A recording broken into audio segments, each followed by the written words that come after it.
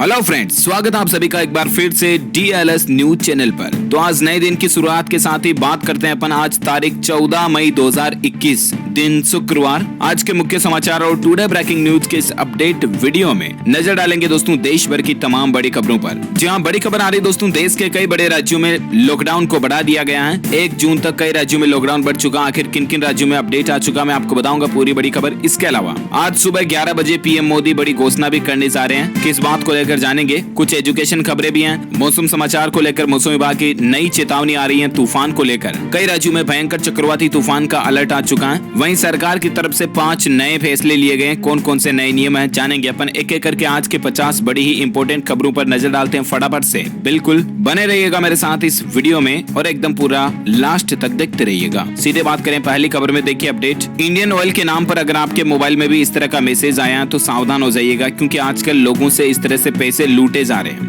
दरअसल दोस्तों, Indian oil corporation limited ने पब्लिक के लिए एक अलर्ट जारी किया कि आपको भी आपके फोन में इस तरह का मैसेज आ सकता है कि आपको इंडियन ऑयल की डीलरशिप वगैरह जो होती है, डिस्ट्रीब्यूटरशिप, वो मिल रही है। आप ले लें, अच्छे खासा कमाई का साधन बना सकते हैं। आप बिजनेस कर सकते हैं इंडियन ऑयल के साथ में, पेट्रोल पंप वगैरह लगाकर या इंडियन ऑयल की कोई एजेंसीज लेकर के आप अपना बिजनेस कर सकते हैं। इस तरह का मैसेज आपके साथ भी आ सकता है। तो ये बिल्कुल फेक है। इंडियन ऑयल की तरफ से ऐसा कोई भी अभी एजेंसी वगैरह का डीलरशिप नहीं निकाला गया है। आपसे पेमेंट मांगा जाएगा और आपके साथ धोखाधड़ी हो सकती है, इसीलिए प्लीज सावधान रहिएगा, ठीक है ना। और अगली बड़ी खबर देखिए, 18 और 20 मई को देश के सबसे ज्यादा संक्रमित राज्यों के जिलों के जिला कलेक्टरों से बातचीत करेंगे PM मोदी। इस दरमियान मुख्यमंत्री भी मौजूद रहेंगे। तकरीबन 100 DM के साथ मीटिंग करेंगे। 18 और 20 मई को 19 राज्यों के 100 DM के साथ में PM मोदी मीटिंग करने जा रहे हैं। 2 दिन का शेड्यूल रखा गया और देखते हैं कोरोना वायरस की मौजूदा स्थितियों पर भी चर्चा होगी इसमें, और क्या नए फैसले लिए जाते हैं वो भी अपडेट आएगा तो मैं आपको बता दूंगा 18-20 तारीख को। फिलहाल देखिए आप अगली बड़ी खबर कि ICICI बैंक के बाद अब दोस्तों पंजाब नेशनल बैंक ने भी FD की ब्याज दरों में बदलाव किया।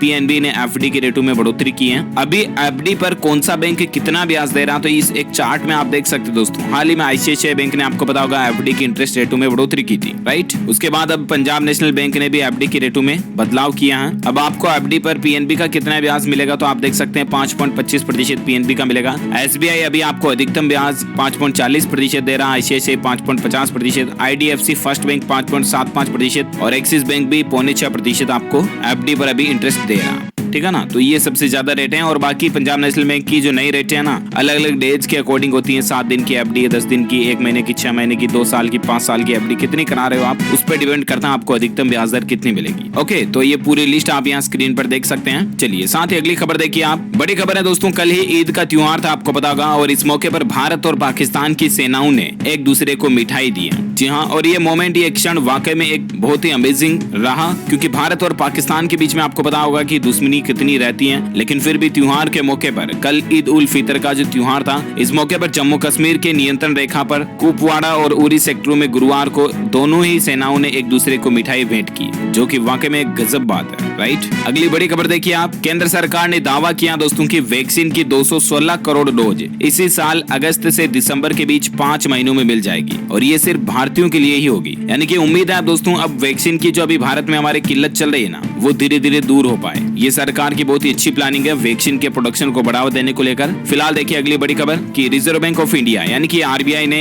एक और बैंक का लाइसेंस रद्द कर दिया। जी हाँ, अब आप ये सोच रहे होंगे दोस्तों कि आखिर कौन से बैंक का लाइसेंस रद्द हुआ, तो मैं आपको बता दूं, रिजर्व बैंक ऑफ इंडिया ने खराब वित्तीय हालातों के कारण पश्चिम बंगाल के बगनान में स्थित यूनाइटेड कोऑपरेटिव बैंक लिमिटेड का लाइसेंस रद्द कर दिया। कल से इस बैंक का लाइसेंस रद्द हो चुका है और अब इस बैंक में किसी भी तरह का पैसा आप जमा ना कराएं। हालांकि ग्राहकों को अपनी जमा रकम काफी हद तक मिल जाएगी। उम्मीद है कि बैंक के पास जितनी भी एसेट्स है ना, उसको बेचने के बाद जो कोई भी आएगी उसकी भरपाई के अकॉर्डिंग आपको रकम वापस मिल जाएगी। ओके, बाकी देखिए अगली बड़ी खबर दोस्तों, हरियाणा राज्य सरकार ने RT-PCR टेस्ट की कीमतों में बदलाव किया। अब आपको कितने रुपए देने होंगे। RT-PCR टेस्ट क्या होता है ये तो आपको पता होगा ना, मतलब कोरोना का जो टेस्ट होता है ना, कोरोना की जांच करने का, नेगेटिव है या पॉजिटिव, उस टेस्ट की कीमतों में बदलाव किया हरियाणा राज्य सरकार ने। अच्छा, नए रेटों के मुताबिक दोस्तों हरियाणा के मुख्यमंत्री मनोहर लाल सरकार की तरफ से निर्धारित किए गए नए रेटों के मुताबिक RT-PCR टेस्ट अगर प्राइवेट हॉस्पिटल में या अधिकृत लैब में या कलेक्शन सेंटर पर जाकर करवाने पर 450 रुपए प्रति टेस्ट का शुल्क लिया जाएगा, और यदि मरीज के घर जाकर सैंपल लिया जाता है तो फिर आपको 450 ₹600 प्रति टेस्ट के हिसाब से चार्ज देना पड़ेगा, ठीक है ना। तो ये नई रेटें लागू हो चुकी हैं। साथ ही अगली बड़ी खबर देखिए, सरकार दे रही है सस्ता में सोना खरीदने का एक और मौका। 17 मई को फिर से खुलने जा रही है सावरेन गोल्ड बॉन्ड स्कीम। आपको पता होगा भारत सरकार की तरफ से ये स्कीम चलती है, सावरेन गोल्ड बॉन्ड स्कीम, और अलग अलग समय पर आपको सोना खरीदने का मौका मिलता है। सबसे अच्छी बात यह दोस्तों कि इसमें सोना थोड़ा आप सस्ता खरीद पाते हैं। तो 17 मई यानी कि सोमवार के दिन से अगले 5 दिन तक, लगभग 22 मई तक ये सावरेन गोल्ड बॉन्ड स्कीम सरकार की तरफ से खुली रहेगी।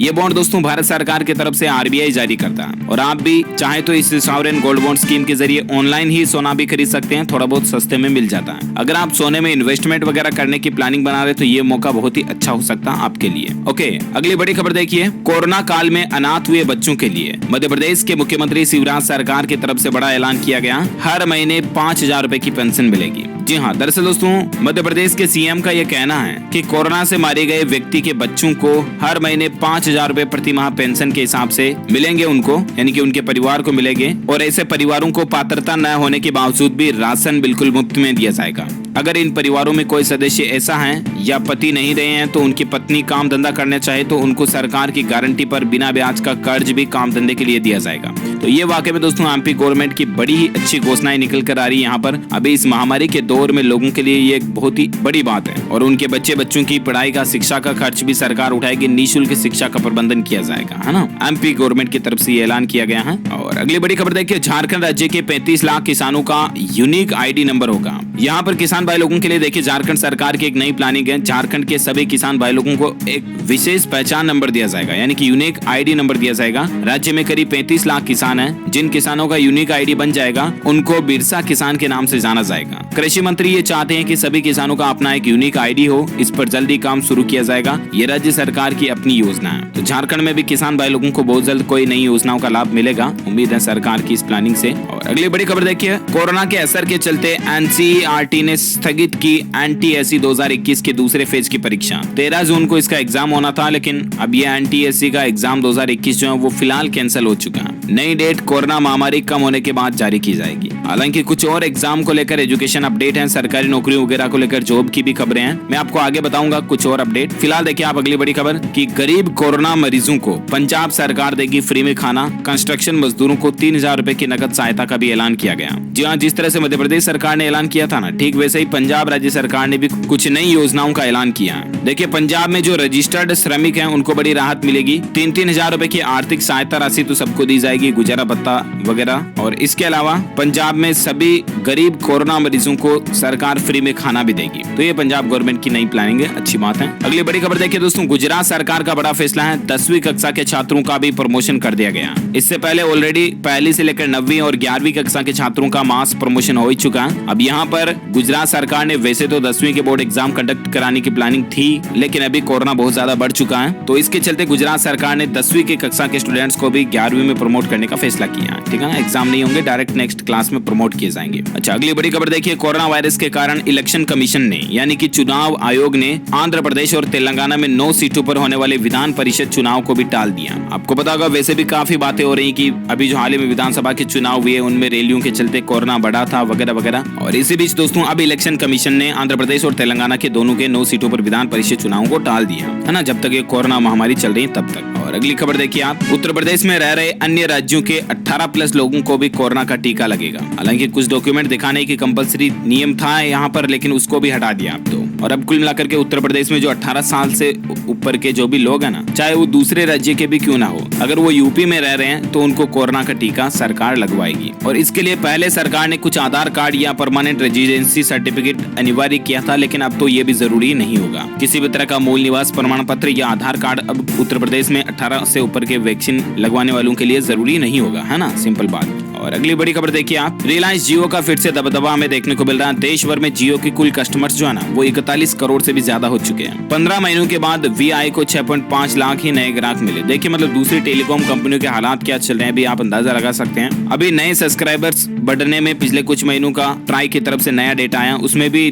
रिलायंस जियो का ही दबदबा रहा है। हालांकि एयरटेल ने भी जनवरी से फरवरी में 95 लाख कस्टमर्स जोड़े हैं, वहीं सिर्फ फरवरी में ही जियो से 42 लाख नए सब्सक्राइबर्स जुड़े हैं। देश भर में जियो के अब तक 41 करोड़ से भी ज्यादा कस्टमर हो चुके हैं। ये रिलायंस जियो को लेकर अपडेट है। अगर आप भी रिलायंस जियो के सिम से इंटरनेट चलाते हो तो इस बात पर तो एक लाइक तो बनता है यार। फटाफट से इस वीडियो पर लाइक ठोक दीजिए। और बाकी दोस्तों अब अपन बात करते हैं देश से जुड़ी कुछ और बड़ी खबरों में। कोरोना वायरस से संबंधित अपडेट भी मैं आपको बताऊंगा, लेकिन इससे पहले जान लेते हैं अपन आज के मौसम समाचार। तो देखिए, कल ही दिल्ली, उत्तर प्रदेश और उत्तराखंड समेत कई राज्यों में बारिश हुई, ओलावृष्टि भी देखी गई और आने वाले अब दिनों के लिए भी मौसम का पूर्वानुमान आ चुका है। मौसम को लेकर और एक खबर देखिए, कल ही असम के नगांव में भी आकाशीय बिजली गिरने से 18 हाथियों की मौत होने की खबर है। मतलब देखिए, बिजली गिरी और 18 हाथियों की जान चली गई। और एक बड़ी खबर देखिए, कोरोना महामारी के बीच गुजरात में तोकाती तूफान का खतरा मंडरा रहा, भारी तबाही की आशंका जताई जा रही है। मौसम विभाग का यह मानना है दोस्तों की अरब सागर में एक इस साल का पहला बड़ा चक्रवाती तूफान बन रहा है। नाम है इसका तोकते और ये तूफान 15-16 मई तक कई राज्यों में दस्तक दे सकता है और भयंकर तबाही मचा सकता है। खास करके जिन जिन राज्यों में अलर्ट जारी किया गया उसमें शामिल है लक्षद्वीप, केरल, कर्नाटक, गोवा, महाराष्ट्र और गुजरात। ये इस तूफान की चपेट में आ सकते हैं। अगर आप इन राज्यों में रहते हैं तो पहले से ही ज्यादा सावधान रहें। और बाकी दोस्तों,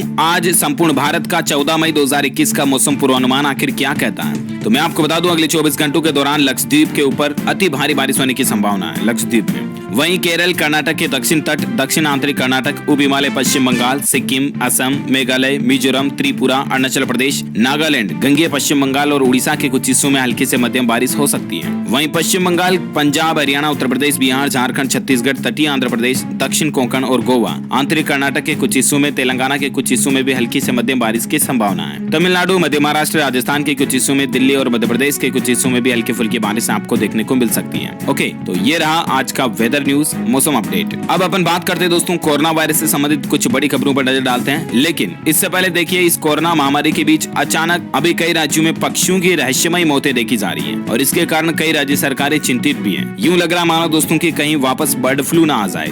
इन पक्षियों की मौत के पीछे बर्ड फ्लू की ही आशंका जताई जा रही है। हालांकि इसका ऑफिशियल बयान अभी तक सामने नहीं आया है, लेकिन भारत सरकार हिमाचल प्रदेश स्थित पोंग डैम इलाके में 1400 से ज्यादा प्रवासी पक्षियों की मौत से हैरान है। भगवान ना करे कि अभी कोरोना महामारी भी खत्म नहीं हुई कि बर्ड फ्लू महामारी कहीं और से टपक जाए, ऐसा नहीं होना चाहिए प्लीज। और अब अपन कोरोना से संबंधित कुछ बड़ी खबरों पर नजर डालते हैं। तो देखिए आप अपडेट, मणिपुर के बीजेपी प्रमुख एस टिकेंद्र सिंह का भी कोरोना से निधन हो चुका है। ये अस्पताल में भर्ती थे, भगवान इनकी आत्मा को शांति दे। अगली बड़ी खबर देखिए दोस्तों, भारत बायोटेक के भी 50 कर्मचारी कोरोना पॉजिटिव हो चुके हैं। ये कोवैक्सीन बनाने वाली ही कंपनी है। मतलब देखिए, कोरोना की वैक्सीन बनाने वाली ही कंपनी के कर्मचारी अगर कोरोना से पॉजिटिव हो जाएंगे तो फिर क्या हाल होगा यार देश का और वैक्सीन का। अल्लाह बचाए सबको, यही हमारी प्रे है। अगली बड़ी खबर देखिए, राजस्थान जयपुर की नाहरगढ़ लोयन सफारी का लोयन त्रिपुर भी कोरोना पॉजिटिव हो चुका है। IVRI ने इसकी पुष्टि की है, मतलब कि राजस्थान में रहने वाला एक लोयन है ये। भगवान जल्दी इसको स्वस्थ करे, हमारी यही प्रार्थना है। अगली बड़ी खबर देखिए, आप सावधान हो जाइए, हरियाणा में भी अब जाल फैलाने लगा ब्लैक फंगस। अब तक 40 से भी ज्यादा मरीज इसके मिल चुके हैं। ये ब्लैक फंगस क्या होता है, जो मैंने आपको बताया था ना दोस्तों की धीरे धीरे जब कोरोना के मरीज रिकवर होते हैं तब उनकी आंखों पर एक तरह की फफूंद बढ़ने लगती है और कई मरीजों में तो हालात ये होता है कि उनकी आंखों की रोशनी भी चली जाती है। तो इस तरह के केसेस अब ज्यादा आ रहे हैं। अगर आपकी भी आंखों पर इस तरह की फफूंद वगैरह या ब्लैक ज्यादा छाए जाने की लक्षण दिख रहे हैं तो तुरंत आप अपने डॉक्टर से संपर्क करें, है ना। और अगली बड़ी खबर देखिए दोस्तों, उत्तर प्रदेश बरेली में कोविड मरीज की 3 दिन में जान चली गई। अस्पताल ने बिल बनाया 96,000। CMO से शिकायत करने पर अस्पताल ने 50,000 वापस भी लौटा दिए। मतलब हॉस्पिटल वालों की कालाबाजारी देखिए यहाँ पर। आजकल मतलब हॉस्पिटल तो ना ही जाओ ना, तो ही ऐसा लगता है कि यार नहीं जाना चाहिए, क्योंकि इतनी ज्यादा लूटमार मचा रखी है ना इन्होंने, हद से ज्यादा। कई सारे हॉस्पिटलों में इस तरह के केसेस देखे जा रहे हैं। जितना ज्यादा हो सके इन जगहों से बचकर रहना चाहिए। अगली बड़ी खबर देखिए आप, कोरोना के कहर के चलते बिहार में अगले 10 दिनों के लिए लॉकडाउन को बढ़ा दिया गया। 25 मई तक अब सब कुछ पाबंदियां रहेगी। मैंने आपको बताया भी था कल कोरोना के सेपरेट अपडेट में ही। मतलब बिहार में 10 दिनों के लिए लॉकडाउन बढ़ चुका। 25 मई तक सब कुछ बंद रहेंगे। शादियों में सिर्फ 20 मेहमानों की इजाजत होगी और फल सब्जी की दुकानें 4 घंटे खुली रहेगी। बिहार में एक सख्त गाइडलाइंस लागू कर दी गई है। शादी में बिना डीजे बारात वगैरह नहीं ला जा पाएंगे। अंतिम संस्कार श्राद्ध में भी 20 लोगों को ही अनुमति होगी। बाकी जरूरी सेवाओं को छोड़कर सभी सरकारी और प्राइवेट ऑफिस, कार्यालय वगैरह ये बंद रहेंगे, है ना। और बिहार में ही नहीं दोस्तों, देश के कई बड़े राज्यों में भी लॉकडाउन को बढ़ाया गया है। मैंने आपको अपडेट बताया भी था। महाराष्ट्र राज्य में भी 1 जून तक लॉकडाउन जैसी ही पाबंदियों को बढ़ा दिया। अब राज्य में एंट्री करने पर भी 48 घंटे पहले की RT-PCR रिपोर्ट दिखाना भी जरूरी होगा। और बाकी दोस्तों, महाराष्ट्र में 1 जून सुबह 7 बजे तक लॉकडाउन सख्त लागू हो चुका है, ठीक है ना। इसके अलावा देखिए, असम राज्य में भी आज से 15 दिनों के लिए सभी दफ्तर बंद रहेंगे। शादी अंतिम संस्कार में सिर्फ 10 लोगों को अनुमति मिलेगी। मतलब ये असम राज्य में भी एक बार फिर से लॉकडाउन को बढ़ा दिया गया। साथ ही और एक बड़ी खबर देखिए, कोरोना को लेकर उत्तर प्रदेश, बिहार में जो नदियों में शव मिलने का सिलसिला अभी भी जारी है। मतलब लोग बाग डायरेक्टली अंतिम संस्कार ही नहीं कर रहे, डायरेक्टली गंगा नदी में शवों को प्रवाह कर रहे हैं। मैंने आपको 1-2 दिन से अपडेट बताए थे ऐसे।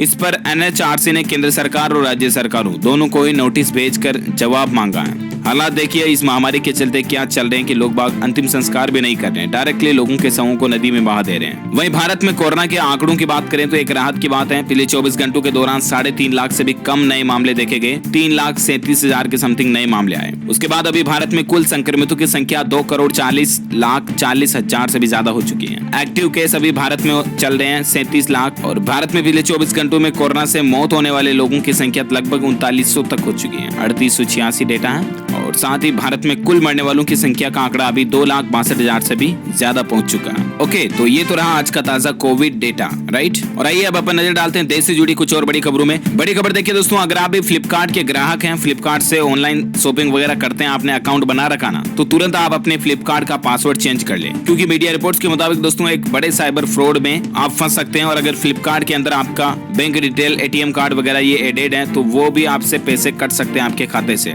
तुरंत आप अपना पासवर्ड रीसेट कर लें, ये साइबर एक्सपर्ट की राय निकल कर आ रही है, ठीक है ना। अच्छा, टेक्नोलॉजी को लेकर और एक अच्छी खबर देखिए, गूगल के बीच म्यूजिक लाइसेंसिंग समझौता हुआ इंडस्ट्रीज को लेकर, टिप्स इंडस्ट्रीज के बीच, है ना। और ये हो गया ये कि यूट्यूब शॉर्ट्स के लिए अब आप म्यूजिक यानी कि संगीत का भी इस्तेमाल कर पाओगे। संगीत कारोबार से जुड़ी बड़ी कंपनी टिप्स इंडस्ट्री ने गुरुवार को गूगल की नई यूट्यूब सर्विस शॉर्ट्स के साथ एक म्यूजिक लाइसेंसिंग समझौता किया। अब गूगल शॉर्ट्स में छोटे वीडियो बनाने के लिए आप म्यूजिक का इस्तेमाल कर पाएंगे, है ना। और साथ ही अगली बड़ी खबर देखिए आप, कोरोना मरीजों के लिए अच्छी खबर है। जो लोग घर में ही रिकवर हो रहे हैं ना, ऐसे लोगों को कोई दूसरी गंभीर बीमारियां नहीं देखी जा रही है। ये एक सर्वे में, रिसर्च में इस बात का पता चला कि जो लोग कोरोना के कारण घर पर ही आइसोलेटेड हैं और घर पर ही ठीक हो रहे हैं, तो उनमें दूसरी समस्याएं अब नहीं आ रही है ना। तो ये भी एक अच्छी बात है। और अगली बड़ी खबर देखिए आप, सरकारी कर्मचारियों के लिए अच्छी खबर आ रही है। LTC special case package scheme की डेडलाइन को बढ़ा दिया। जी हाँ, यानी कि लाखों केंद्रीय कर्मचारियों के फायदे की खबर है दोस्तों। अब आपको इस क्लेम के लिए और भी ज्यादा समय मिलेगा। पहले इसकी डेडलाइन 30 अप्रैल 2021 थी, तो इसको बढ़ाकर 31 मई 2021 कर दिया। इसके अलावा सरकारी कर्मचारियों के लिए और एक खबर ये आ रही है, बड़ी खबर देखिए आप, कि अब अगले महीने होगी महंगाई भत्ते में 4% बढ़ोतरी की घोषणा। सरकारी कर्मचारियों के लिए महंगाई भत्ते में बढ़ोतरी यानी कि डेयरनेस अलाउंस में हाइक करने को लेकर जनवरी से ही इंतजार चल रहा, लेकिन कोरोना वायरस की दूसरी लहर के कारण बने मौजूदा हालातों के बीच इसे फिर टाला जा सकता है। दरअसल दोस्तों, national council of JCM staff side ने कहा कि केंद्र सरकार जो है वो जून 2021 में सरकारी कर्मचारियों के लिए DA में बढ़ोतरी का ऐलान कर सकती है। तो देखते हैं, मई के बाद जून भी आ जाएगा। और फिलहाल अगली बड़ी खबर देखिए, दिल्ली में ऑक्सीजन संकट अब टल चुका है। ऑक्सीजन की डिमांड अब कम हो चुकी है और दिल्ली सरकार का तो ये भी कहना, मनीष सिसोदिया ने कल ही कहा कि बची हुई ऑक्सीजन को हम दूसरे राज्यों को देंगे। साथ ही बड़ी खबर देखिए, भारत की मांग के सामने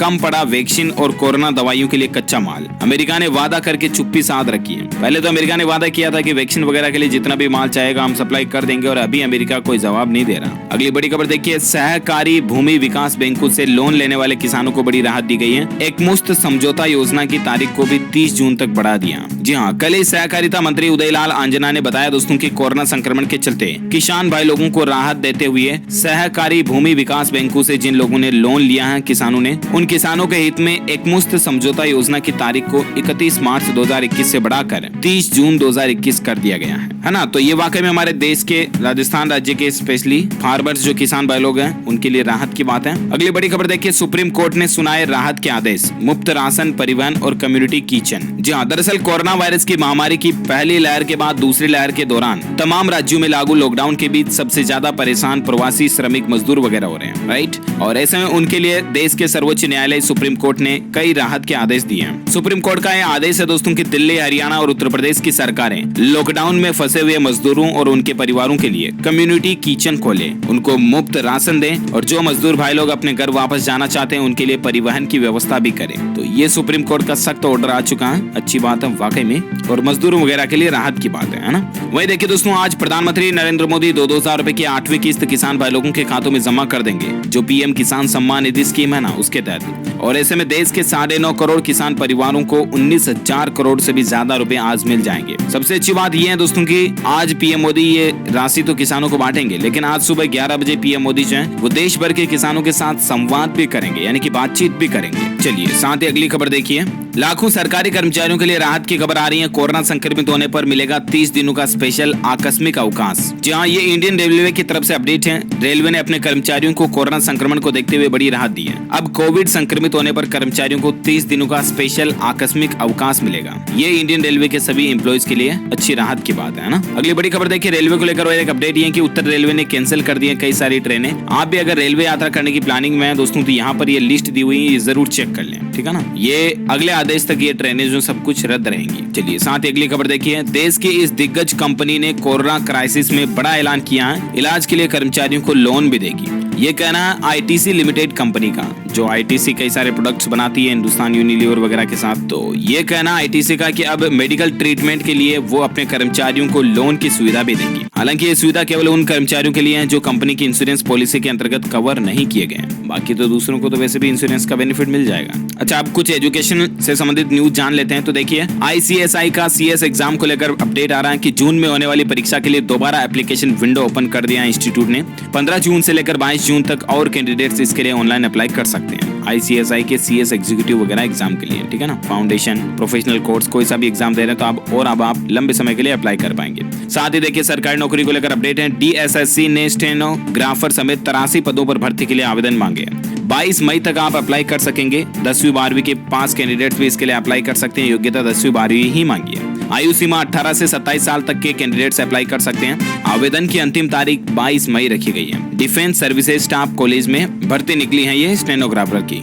ऑफिशियल वेबसाइट इसकी है www.dssc.gov.in के जरिए आप ऑनलाइन अप्लाई कर सकते हैं। और अगली बड़ी खबर देखिए, और एक अपडेट है गवर्नमेंट जॉब्स को लेकर कि AIIMS यानी कि एम्स में ऋषिकेश के नर्सिंग ऑफिसर समेत 700 पदों पर यहाँ पर भी भर्ती निकली है। बिना परीक्षा इंटरव्यू के भी सिलेक्शन हो रहा है। अभी मेडिकल स्टाफ की ज्यादा जरूरत है, तो ये ऑफिशियल वेबसाइट देख सकते हैं, इसके जरिए आप ऑनलाइन अप्लाई कर सकते हैं। गवर्नमेंट जॉब्स पर और एक खबर है कि जूनियर एसोसिएट के 5000 से भी ज्यादा पदों पर भर्ती निकली हुई है स्टेट बैंक ऑफ इंडिया के अंदर। योग्यता ग्रेजुएशन मांगी है। आयु सीमा 20 से 28 साल तक के कैंडिडेट अप्लाई कर सकते हैं। आवेदन की आखिरी तारीख 17 मई है। नजदीक आ चुके हैं, इसलिए मैं लास्ट डेट रिमाइंडर के तौर पर आपको ये बता रहा हूँ। ओके, इसी कड़ी में दोस्तों यहाँ दिन भर की तमाम बड़ी खबरें, मुख्य समाचार, टुडे ब्रेकिंग न्यूज का अपडेट वीडियो यही फिनिश होता है। वैसे आप मुझे नीचे कॉमेंट करके बताइए कि भारत सरकार द्वारा अभी जो ये लास्ट नोटबंदी हुई थी ना दोस्तों, वो किस तारीख को हुई थी? नोटबंदी कब हुई थी वो तारीख आपको इस वीडियो के नीचे कमेंट में लिखनी है। देखते हैं कितने लोगों को जनरल नॉलेज याद रहते हैं। जो लोग इसका सही जवाब इस वीडियो के नीचे कमेंट बॉक्स में देंगे ना, वो रैंडमली सेलेक्ट किए जाएंगे हमारी DLS न्यूज टीम की तरफ से, और आप जीत सकते हैं एक शानदार सरप्राइज गिफ्ट जो कि गिव अवे के रूप में आप तक पहुंचे दिया जाएगा। इसी के साथ ही अगर आपको ये वीडियो अच्छा लगा तो इसे लाइक करना, शेयर भी करना अपने दोस्तों के साथ फेसबुक और व्हाट्सएप पर। और हाँ, अगर आप DLS न्यूज चैनल पर पहली बार आए या आपने अभी तक इसको सब्सक्राइब नहीं किया ना, तो इस वीडियो के नीचे लाल बटन दबाकर चैनल को सब्सक्राइब करके बेल आइकॉन भी जरूर दबा देना, ताकि आपको रोजाना की ताजा अपडेट्स तुरंत आपके मोबाइल पर मिल जाएंगे।